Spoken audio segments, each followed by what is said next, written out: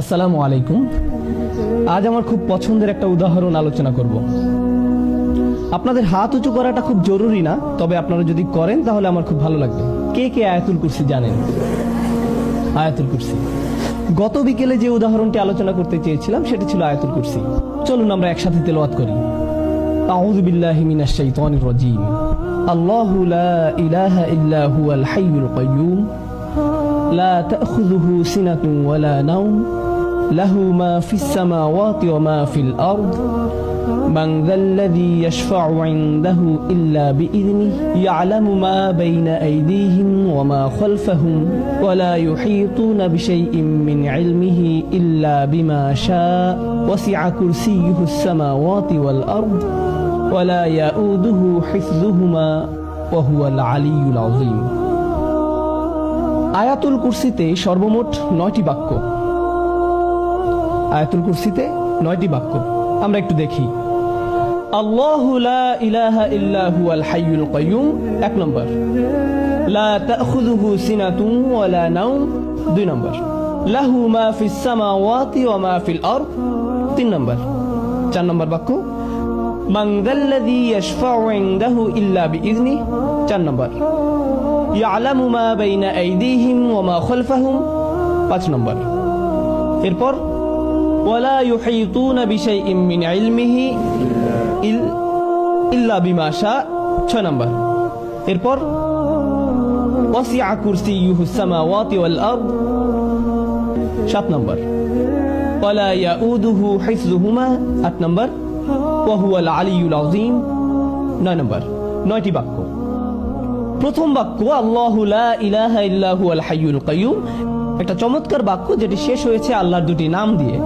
কি সে দুটি? আল হাইয়্যু, আল কাইয়্যুম, চিরঞ্জীব এবং সবকিছুর উৎস। পৃথিবীর সবকিছু সৃষ্টি করেছেন এবং নিয়ন্ত্রণ করছেন তিনি। বিস্ময়কর হলো শেষ বাক্য। লক্ষ্য করুন, প্রথম বাক্য এখানে এমন কিছু আছে যা কিনা শেষ বাক্যেও আছে, আর তা হলো ওয়া হুয়াল আলিয়্যুল 'আযীম। প্রথম বাক্যে আল্লাহর কয়টি নাম রয়েছে? প্রথম বাক্যেও আল্লাহর 2টি নাম রয়েছে এবং শেষ বাক্যেও আল্লাহর 2টি নাম রয়েছে। আচ্ছা, দ্বিতীয় বাক্যটি কি? দ্বিতীয় বাক্যে যাওয়ার আগে সিকিউরিটি গার্ড নিয়ে একটু কথা বলি। সিকিউরিটি গার্ডের চাকরিটা খুব কঠিন। ব্রিটিশ সিকিউরিটি গার্ড দেখেছেন, অদ্ভুত টুপি পরা, মাথায় রসের হাড়ির মতো, খুব কঠিন। এই দায়িত্ব যদি আপনাদেরকে দেওয়া হয়, পেশায় যদি আপনি একজন সিকিউরিটি গার্ড হন, আপনার সামনে একটা সিসিটিভি আছে, তাকিয়ে থাকতে হয় ঘন্টার পর ঘন্টা, একই দৃশ্য, নড়াচড়া নেই, দেখছেন তো দেখছেনই, 12 ঘন্টা 8 ঘন্টা। এটা কি খুব মজার কাজ? আপনি যদি কিছু পাহারা দেন তাহলে কি ঘটবে? আপনি ক্লান্ত হয়ে পড়বেন, আপনার ঘুম আসবে। যেমন সিনেমা হলের গার্ডদের কথা ধরুন। আপনারা তো ধার্মিক, আপনারা অবশ্য সিনেমা দেখেন না, যদিও অনেকে দেখে। সিনেমা হলে যখন সিনেমা চলে, ভিতরে হয়তো কোনো মারপিটের দৃশ্য চলছে, বাইরে একজন সিকিউরিটি গার্ড আছেন, ভিতরে লোকেরা উপভোগ করছে, কিন্তু গার্ড ঝিমোচ্ছেন।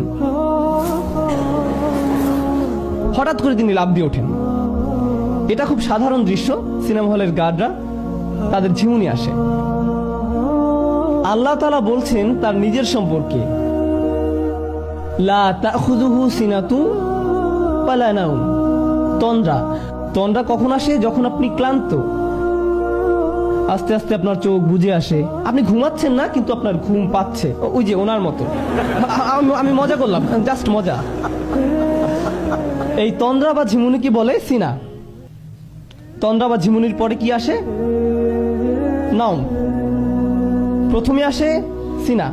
সিনা হলো, ধরুন জুমার দিন আমরা মসজিদে যাই, খতিব সাহেব শুরু করেন ইন্নাল হামদুলিল্লাহ নাহমাদুহু ওয়া নুসাল্লি, এটা হলো সিনা, ঠিক আছে? এরপর যখন তিনি বলেন আইয়ুহাল ইখওয়াতুল কিরাম, এটাই হলো নাওম। এটাই হলো নাওম। এই হলো মূল পার্থক্য সিনা এবং নাওমের মধ্যে, তন্দ্রা এবং ঘুমের মধ্যে। এই হলো দ্বিতীয় বাক্য, যেখানে বলা হচ্ছে তন্দ্রা আর ঘুম আল্লাহকে স্পর্শ করে না। মানুষ ক্লান্ত হয়, তাই তার তন্দ্রা আসে এবং একসময় সে ঘুমিয়েও পড়ে। আবার অনেক সময় আমরা বলি না না না আমি ঘুমাইনি, এমনি একটু চোখ বন্ধ করে রেখেছি, এখনই উঠে পড়ব। কিন্তু দেখতে দেখতে ঘুম, একদমই খবর নেই। ওকে, এই হলো ব্যাপার। সিনা বা তন্দ্রা নিয়ে আমার খুব ভালোই অভিজ্ঞতা আছে, কারণ পেশায় আমি একজন শিক্ষক। সুতরাং আপনিও যদি শিক্ষকতা করেন তাহলে আপনার ঘুম বিদ্যা বা ঘুম বিজ্ঞানের উপরে মোটামুটি একটা পিএইচডি হয়ে যাবে, কারণ সামনে থেকে আপনি সব ছাত্রের চেহারা দেখতে পান। মেটাল ডিটেক্টর দিয়ে মানুষের শরীর চেক করতে দেখেছেন নিশ্চয়ই, সেভাবে ছাত্রদের ব্রেনও আপনি চেক করতে পারবেন। ক্লাসের ফাঁকে ফাঁকে মাঝে মাঝে মাথাটা একটু উপর নিচ করে নিলেন। এই হলো দ্বিতীয় বাক্যের আলোচনা, ঘুম না ক্লান্তি ও ঘুম নিয়ে, তন্দ্রা এবং ঘুম সম্পর্কে। শেষ দিক থেকে দ্বিতীয় বাক্য কি? ওয়ালা ইয়াউদুহু হিফযুহুমা, আকাশ এবং জমিন পাহারা দিয়ে আল্লাহ ক্লান্ত হন না। যখন কেউ ক্লান্ত হয়ে যায় তখন তার তন্দ্রা আর ঘুম পায়। দ্বিতীয় বাক্যের সাথে শেষ দ্বিতীয় বাক্যের এই হলো চমৎকার মিল। লা তাখুযুহু সিনাতু ওয়ালা নাওম ওয়ালা ইয়াউদুহু হিফযুহুমা। আল্লাহ বলছেন লাহু মা ফিস সামাওয়াতি ওয়া মা ফিল আরদ, আসমান এবং জমিনে যা কিছু আছে সব তিনি নিয়ন্ত্রণ করেন। এই বিষয়ে কথা বলার আগে দুটি বাক্য, আল্লাহর দুটি নামের মধ্যে পার্থক্য বুঝতে হবে, মালিক এবং মালিক। আল্লাহর দুটি নাম মালিক ও মালিক, দুটি শব্দের মধ্যে পার্থক্য ধরতে পারলে আয়াতটা বুঝতে সহজ হবে, এই জন্যই বলা। মালিক শব্দের অর্থ অধিকারী, মালিক অর্থ অধিকারী, আর মালিক শব্দের অর্থ আগে একবার বলেছিলাম, মালিক অর্থ রাজা। রাজা আর অধিকারীর মধ্যে কোনো পার্থক্য আছে? আছে। আপনি আপনার কলমের মালিক, কিন্তু আপনি বলেন না যে আমি এই কলমের মহান রাজা। আপনি এমনটা করেন না, কারণ আপনি জানেন এটা একটি হাস্যকর কথা। বুঝতে পেরেছেন? মালিক হয় ছোট জিনিসের, আপনি হতে পারেন গাড়ির মালিক, কম্পিউটারের মালিক, মোবাইলের মালিক, কিন্তু আপনি এর রাজা নন। রাজত্ব শব্দ ব্যবহার হয় বড় কিছু বোঝাতে। এখানে আরেকটা সমস্যা, মালিকানা ব্যবহার হয় সম্পত্তির ক্ষেত্রে, এর ব্যবহার সম্পত্তির ক্ষেত্রে, কিন্তু রাজত্ব এমন নয়। আপনারা জানেন রাজা একখণ্ড জমি বা একটা গাছের উপর রাজা নন, তিনি একটি ভূখণ্ডের বসবাসকারী মানুষের রাজা।